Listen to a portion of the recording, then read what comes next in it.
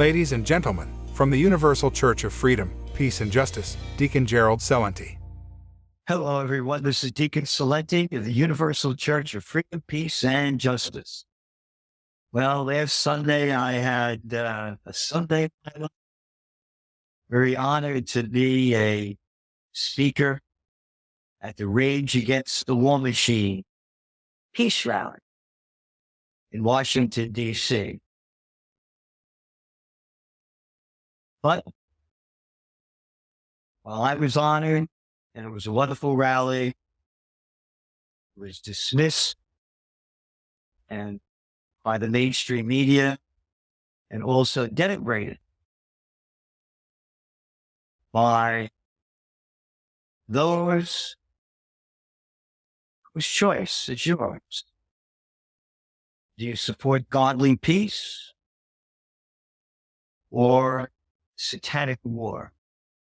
Apparently, MSNBC, which has an excellent record of supporting satanic war, if you go back to the Iraq War, they fired Phil Donahue because he was anti-war. A war lied to us by Colin Powell, former Secretary of Defense, holding up a little vial of nothing at the UN. And one of the speakers at our rally this past July 23rd in Kingston, New York, Phil Giraldi, former CIA top agent, who went into George Bush's office and showed him the proof there were no weapons of mass destruction. And George Bush told him to leave. Yeah, Giraldi left. He left the CIA too. He's a real man of honor. But that's not talked about. Instead, MSNBC came after me and others that spoke at the rally. In the words of Rachel Maddow,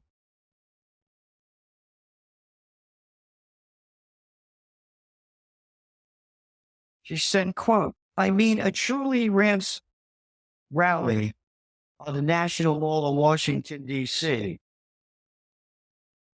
What do you mean a truly random rally?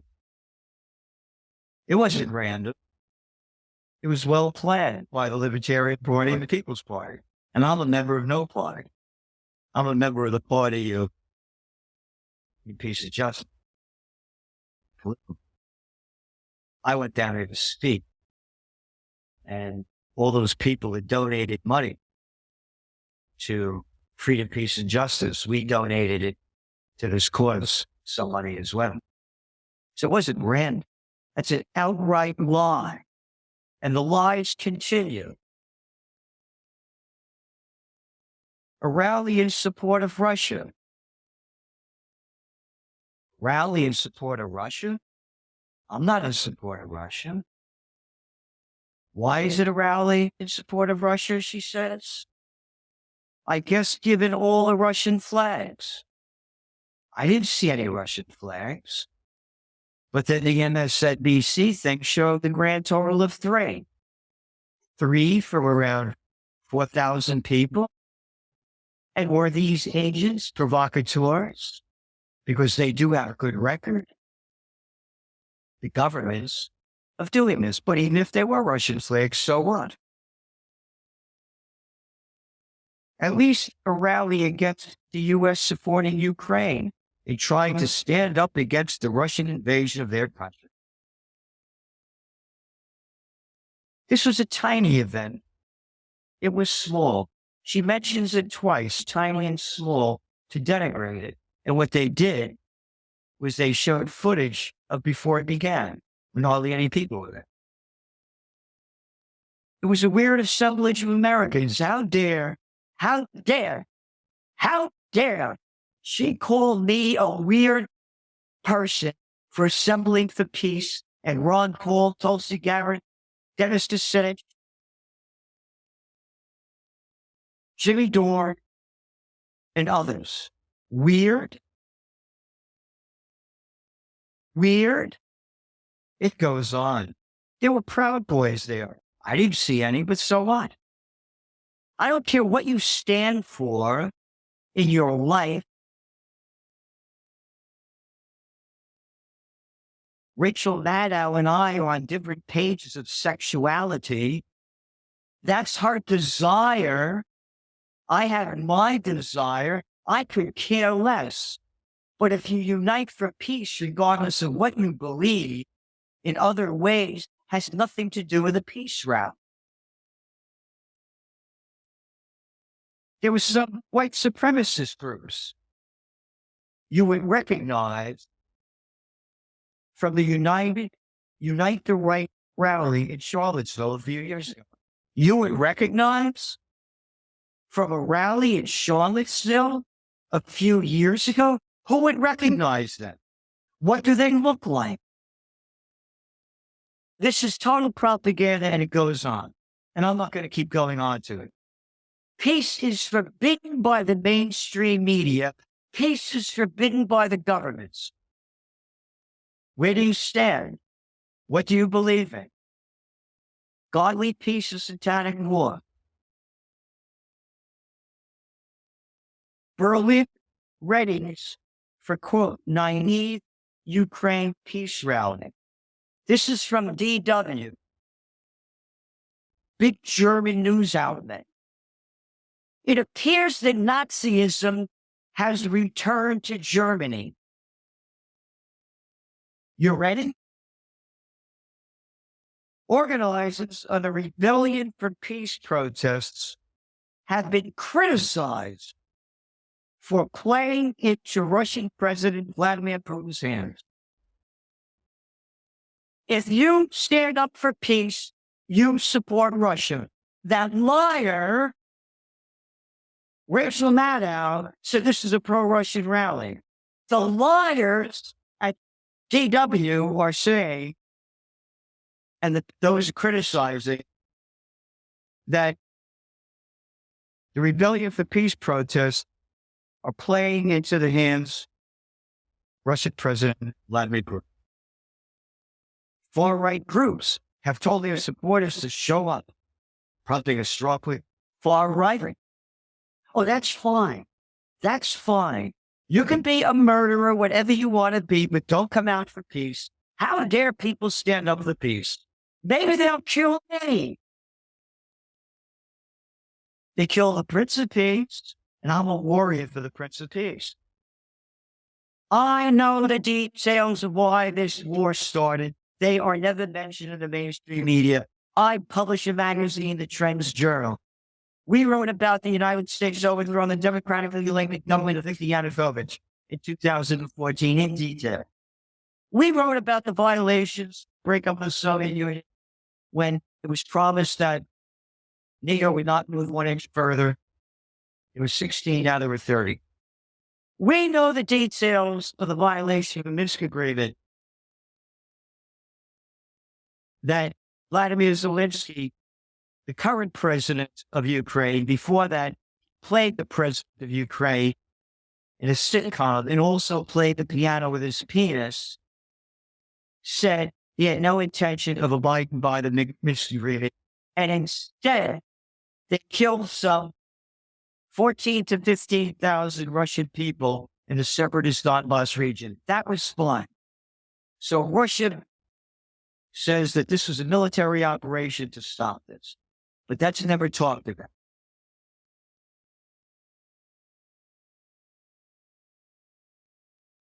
Organizers the Rebellion for Peace rally have received fierce criticism from many politicians, including Chancellor Olaf Scholz, who says the demonstration could weaken public support for Ukraine's fighting back against Russia. How about, where was Olaf Scholz and where were all of these other people that loved the war going, that did not condemn America's invasion of Iraq, that killed over 1 million people and destroyed the entire nation that was doing very well before that? Where were all of these people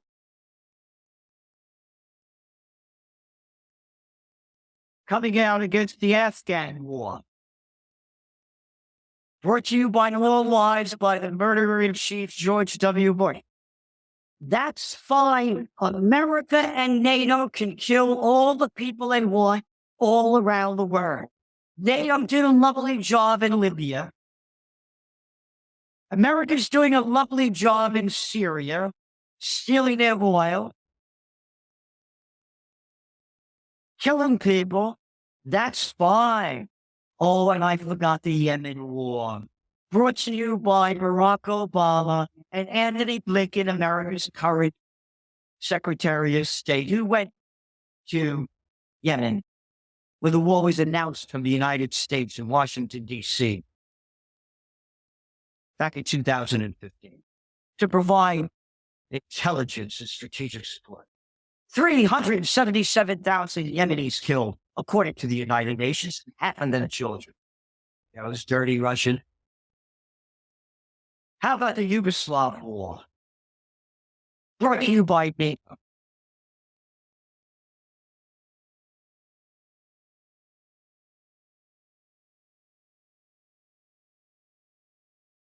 Two weeks ago, the organizers pushed for a manifesto for peace, which has been backed by signatures of more than 620,000 people. Pear said, people put together negotiations and compromise on both sides of the year-long Ukraine conflict to prevent it from escalating into a possible nuclear war. No kidding. I've only warned about this going back to the Trends Journal cover 2 days before the war started, February 22nd, 2022. They said that Schultz, they accused him of not taking the concerns of so many people seriously. This is about the survival of mankind, they said.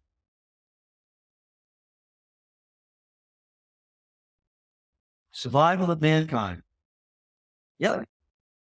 100%.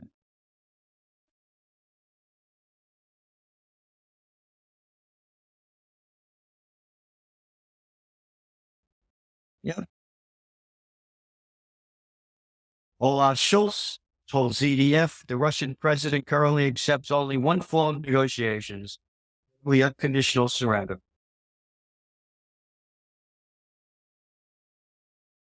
Deputy Chair of Economy Minister Robert Habeck insisted everyone who is sane wants peace. Amen. And amen. And then they have this thing called the Green Party. These are supposed to be progressive people that look at bigger issues, worried about climate change. No.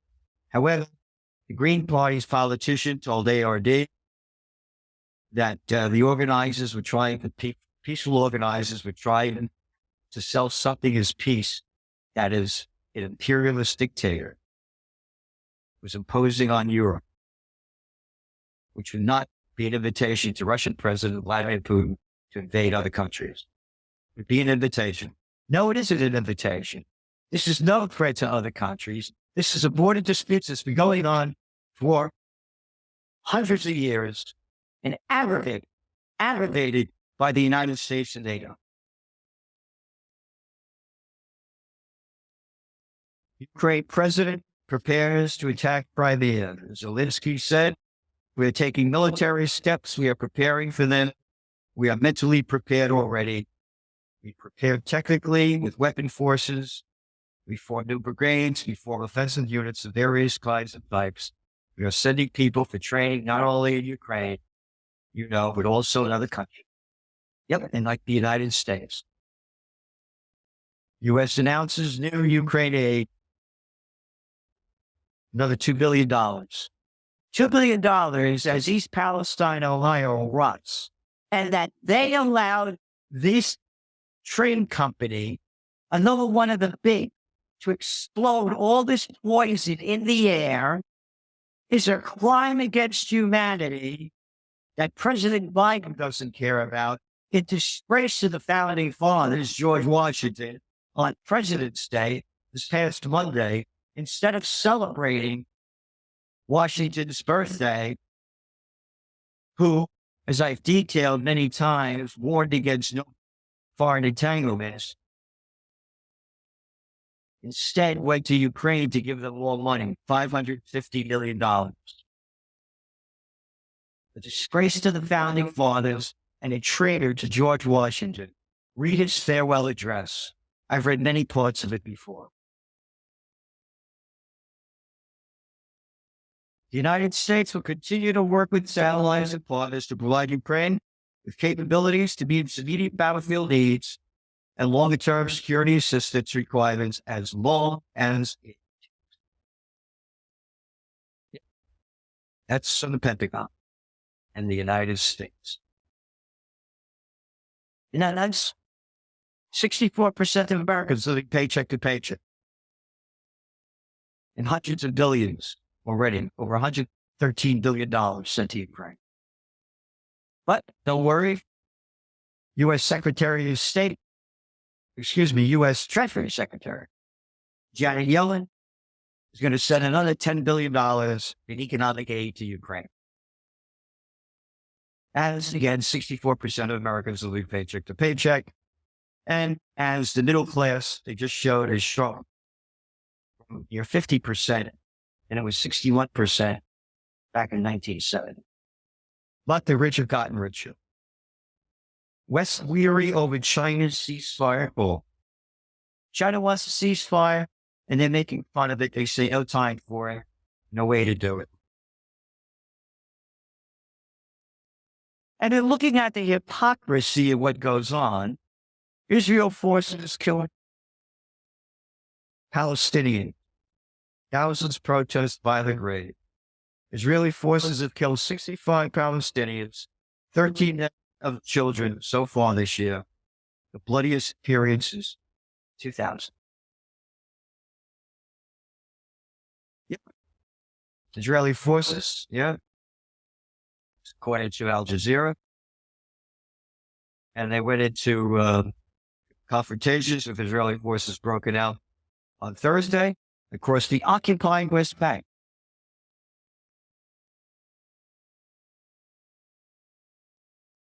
The protests were in response to Israeli killing of 11 Palestinians. Innocuous previous day. It's all right for Israel to go into Palestinian land and kill anybody that they want. They call them militants. People that fight for their freedom in a land that has been stolen from them are militants. And in America, they say, Israel has every right to defend itself. That's the line they keep putting in there. This is illegal in the Geneva Convention. They keep stealing this land and they keep calling them settlers. Isn't that nice? The hypocrisy is in front of everybody's eyes, but nobody cares.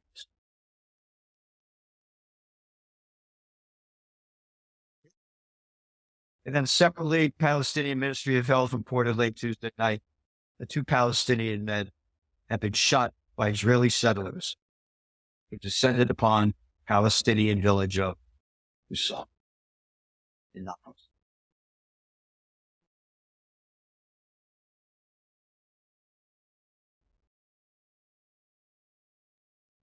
So that's some of what we have. There's a lot more that we write about in the magazine, The Trends Bureau. I am tired of everybody who knows what's going on doing nothing about it. I don't want to hear, well, the people don't know what's going on. They don't have it. I know it. I know it. And you know it. I don't waste my time trying to convince people that are only concerned with the Super Bowl, the World Cup, or the Grammys. I'm not interested in discussing anything with them because their minds are too small to absorb big facts. But the people that do know the facts, what are you doing? What are you doing? I put my money, my mind, my heart, and my soul as a warrior for the Prince of Peace. I just don't tolerate it. I hold rallies and go to them. I donate my money as well. What are you doing? What are you doing for yourself? Number one, because when you die, where are you going to go? Critical care nurses say the greatest regret that people have when they're dying is they didn't become the person they should have become, felt they should. What are you doing to promote peace? Just don't talk about it. Again, I put my money where my mind and my heart. We need money to make this happen. And again, if you don't want to donate any money, fine. But donate your time, not just talking about it, but doing something to bring peace on earth before we all rot on earth. As I said, united we stand, divided we die. This is going to be hell on earth if we don't stop this. Please donate. freedompeacejustice.com or occupypeace.com. Thank you. And again, the future's in your hands. Don't drop it. Amen and amen.